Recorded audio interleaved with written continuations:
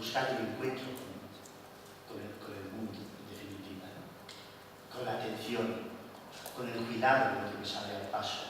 El escritor debe ser cuidadoso con las palabras, extremadamente cuidadoso, porque sabe lo que se juega en cada frase, en cada párrafo, ¿no? Y si no hay cuidado, no hay posibilidad de un buen relato, de un buen poema. La poesía es la voz del cuidado. Es la poesía, es la voz del cuidado. Ya termino. Hay una película de Bergman que es un poco diferente a aquellas que uno asocia, digamos, al nombre de Bergman, ¿no? Que uno es un director de los más extraordinarios que ha habido. Que es una película que está inspirada en la obra de William Shakespeare, El sueño de una noche de verano.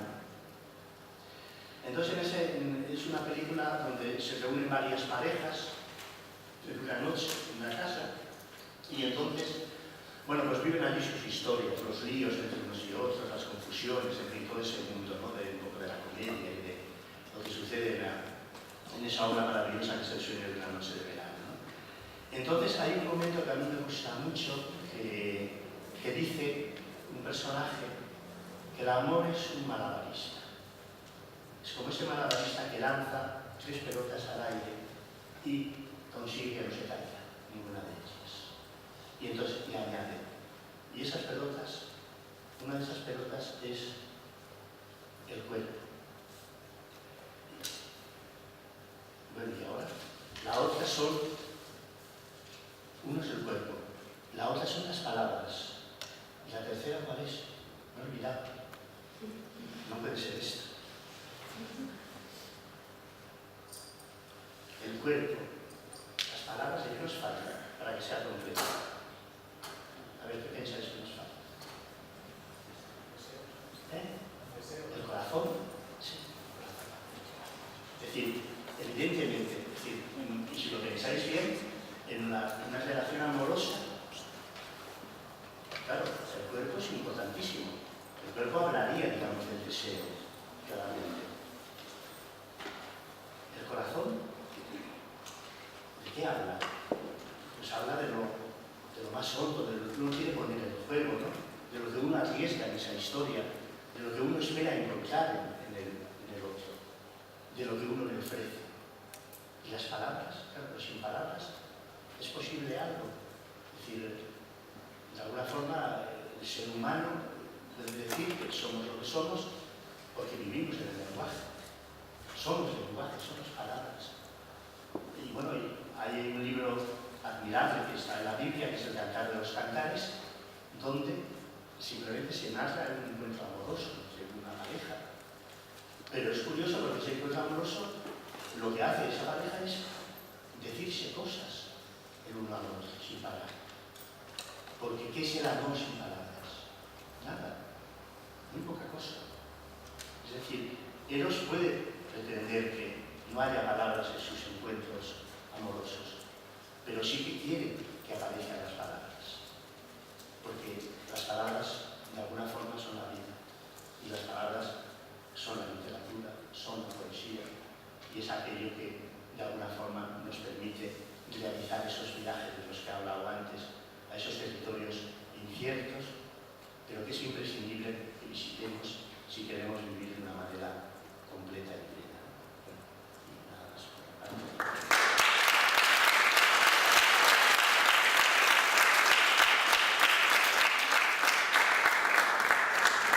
La posibilidad de un coloquio, de preguntas. Sí. Después de esta magnífica conferencia, pues vamos a abrir una ronda de preguntas. No tiene por qué ser preguntas, puede ser curiosidades, comentarios, con Gustavo. Lo que se os ocurre.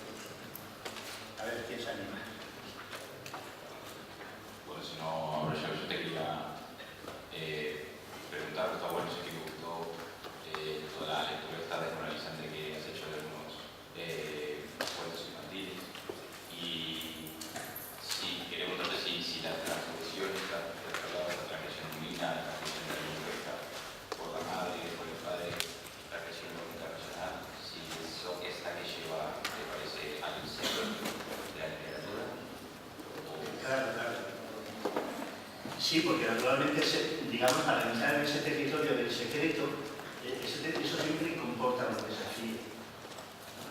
Claramente, porque el secreto es lo oculto, y si está oculto es por alguna razón. Alguien quiere que esté oculto, y nos hay que desafiar, digamos, el poder que quiere que aquello esté oculto, que no lo deja aparecer, Eso, vamos, el cuento que os representa maravillosamente es el cuento de Barba Azul, ¿no? Que sí que sabéis, sí que conocéis el cuento de Barba Azul, ¿no?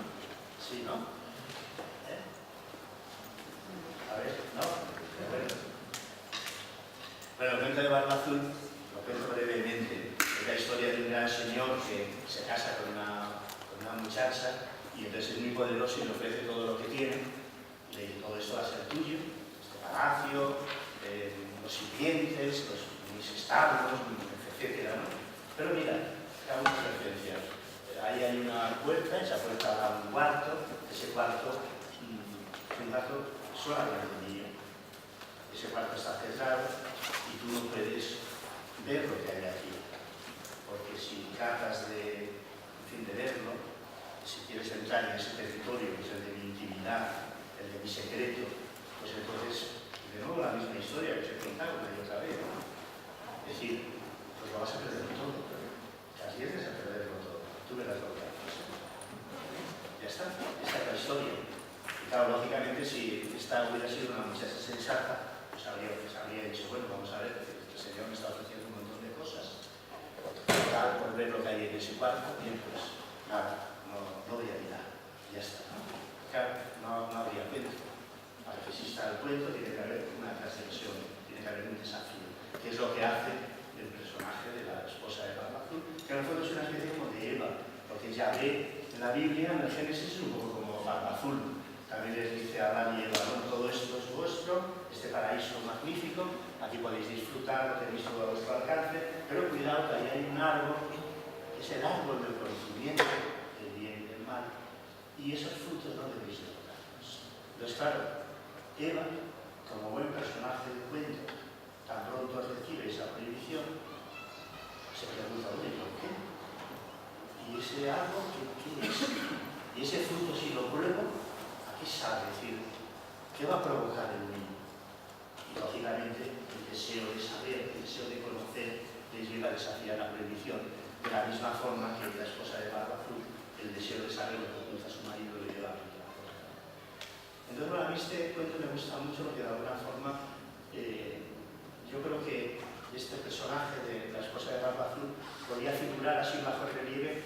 Yo siempre he pensado en todas las bibliotecas del mundo, ¿no? Porque de alguna forma el lector tiene que ser un poco como esa muchacha. Tiene que enfrentarse al libro siempre sintiendo que el libro es un desafío porque hay algo que tiene que encontrar en ese texto, ¿no? Claramente. Y vivirlo así, como un desafío. Ahora estamos acostumbrados a un tipo de literatura, que es una literatura light. Parece que lo único que esperamos de los libros es que nos distraigan, que nos entretengan, que nos sirva para leerlo en la playa mientras tomamos el sol, o que nos distraiga, pues, en fin, una noche que no podemos dormir. Pero la verdadera literatura no es así. La verdadera literatura nos inquieta, nos provoca, nos hace que nuestras certezas se tambaleen. Leemos queriendo entrar en conflicto con nosotros mismos, claramente, para descubrir lo que está dormido en cada uno de nosotros, para despertar esa vida dormida que hay en cada uno de nosotros. Esa es la búsqueda, de alguna manera, de la literatura. Y de alguna forma también el príncipe de la Bella Durmiente es un poco como un lector también. La Bella Durmiente es un libro, está dormido, y entonces el beso es la lectura. Al inclinarse sobre la bella dormida, que me da igual que podría ser un bello y el príncipe y una princesa, eso es lo mismo, ¿no? Es indiferente. Hay alguien que duerme y alguien que viene y despierta aquel que duerme. Y ese que duerme es el mismo. La Bella Durmiente es el símbolo, un psicoanalista diría, de nuestro inconsciente. Es el símbolo de nuestra vida dormida. En cada uno de nosotros hay una bella durmiente o un bello durmiente. Incluso me atrevería a decir otra cosa. Me atrevería a decir que dentro de cada mujer hay un bello durmiente. Y dentro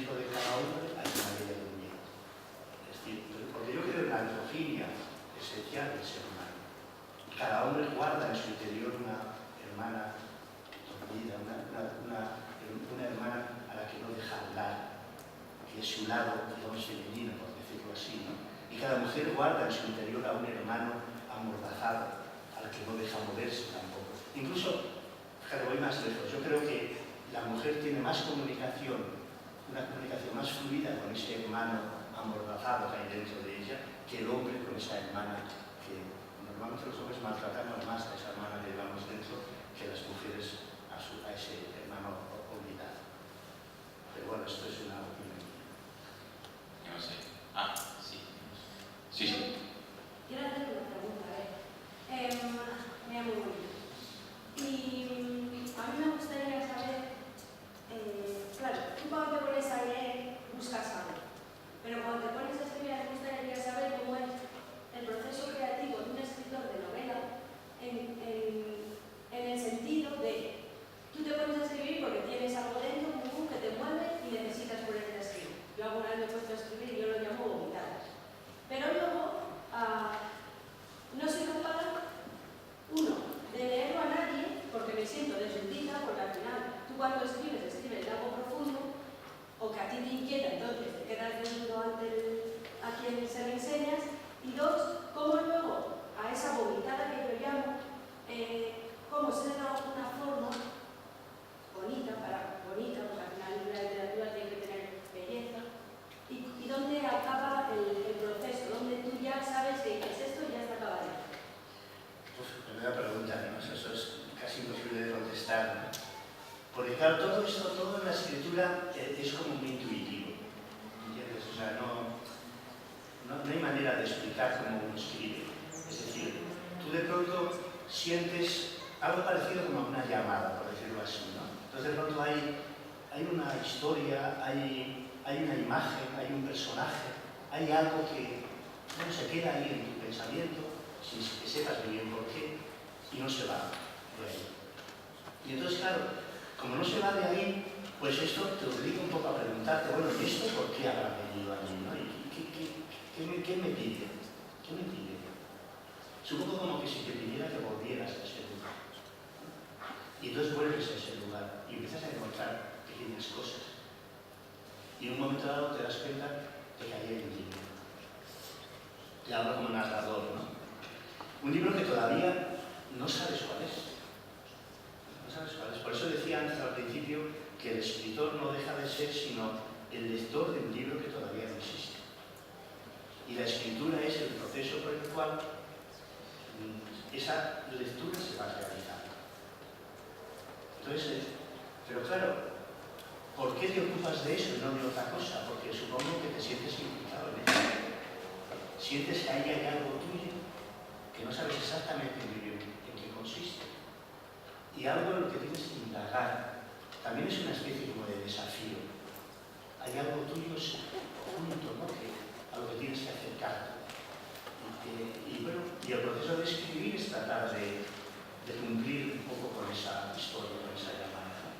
A mí, por ejemplo, me sorprende, siempre me ha hecho gracia cómo en esas películas de terror que hay, entonces normalmente siempre hay una escena que se suele repetir mucho, que es la escena de un niño o una muchachita que de pronto llegan a un lugar, a una casa terrorífica, entran allí, tienen que ser siempre como seres vulnerables, ¿no? Para que el terror sea más intenso.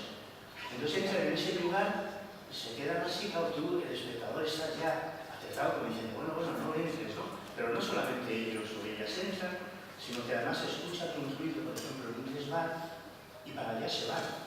Claro, y tú dices, bueno, pero estás loco, estás loca, no vayas allí porque te estás metiendo en la boca del lobo. ¿Por qué no puedes dejar de ir?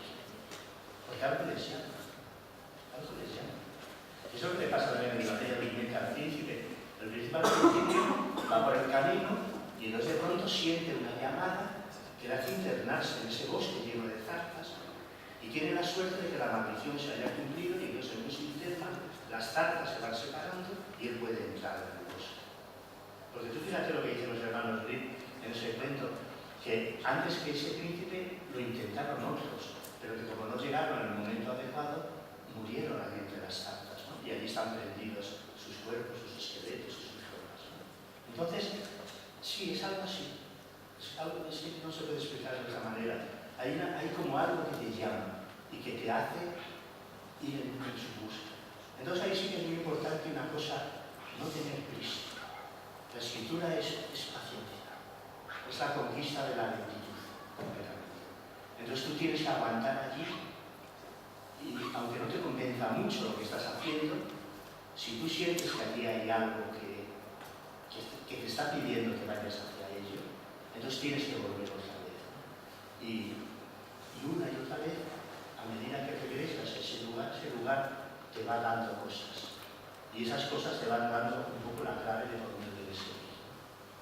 Este es el proceso, no te lo puedo explicar de otra manera, porque funciona la intuición solamente, no hay manera. Es decir, yo, por ejemplo, cuando empiezo a escribir un libro, yo nunca sé el libro que voy a escribir. Puedo tener una idea más o menos aproximada, puedo partir de una imagen, de una situación, de un personaje, pero por ejemplo, raras veces el final del libro, raras veces el final.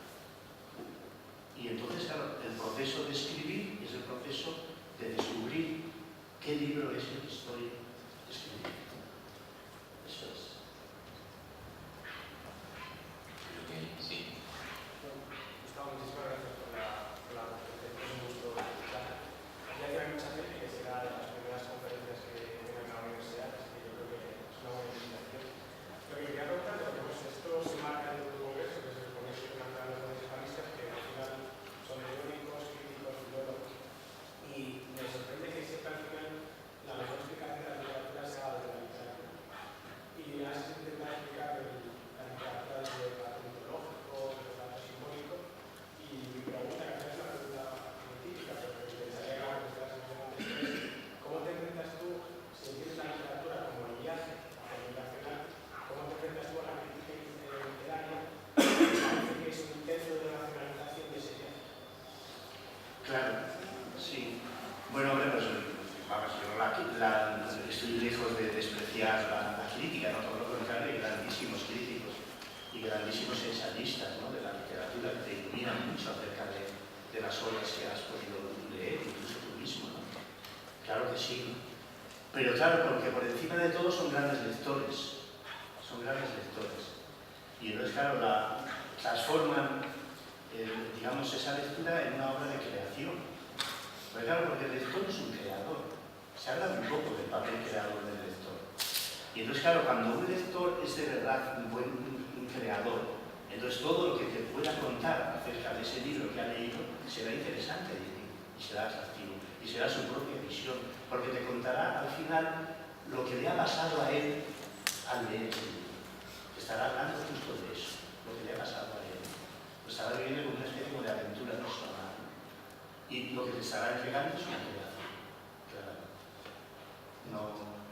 Claro que es verdad que la literatura también se puede analizar desde dos puntos de vista. A mí me interesa mucho menos.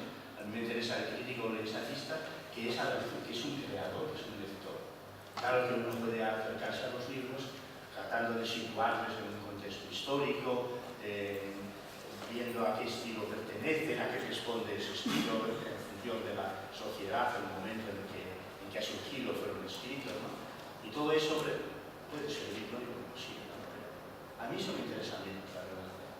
Ahora, claro, evidentemente vosotros estáis aquí porque aspiráis a ser profesores de literatura y luego cuando os enfrentéis a vuestros alumnos, pues se supone que tendréis que darles también un poco, ejercer un poco de iniciadores, ¿no? Darles las claves de cómo aproximarse a determinados libros, que a veces algunos libros son muy complejos de acercarse uno a ellos, porque en gran parte no hemos servido las claves para hacerlo, ¿no? O no las conocemos exactamente, ¿no? Y entonces, claro, ahí es muy importante, digamos, esa labor de mediación que un buen maestro, que un buen profesor puede hacer. Claramente. Pero vamos, insisto mucho en esto del papel creador del lector. El lector es un creador.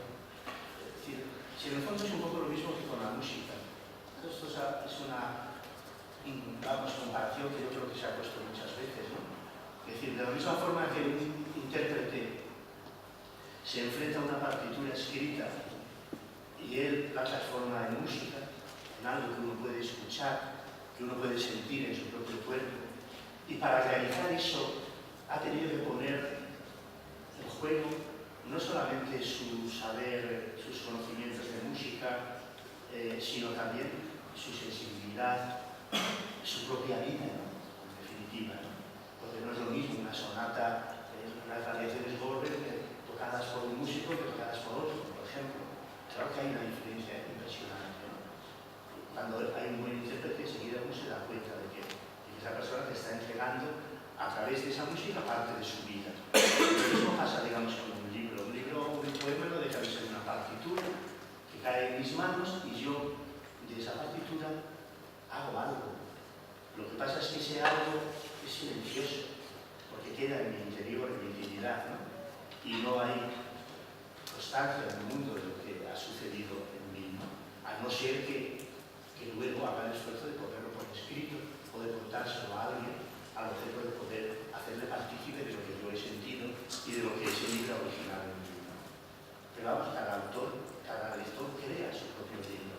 Es decir, es verdad que para que un libro exista tiene que ser escrito por alguien, pero también tiene que llegar a las manos de alguien que al leerlo le haga vivir, entregándole su propia vida. Porque al final, a la pregunta eterna de por qué se lee, que se puede responder de 1000 maneras distintas, la forma a mí me parece más clara de contestar esa pregunta es que leemos para vivir más intensamente nuestra propia vida. Lo que yo busco de un libro es que me dé vida, que me haga vivir, que me haga sentirme vivo. Eso es lo que busco de un libro. Más allá de todo lo demás.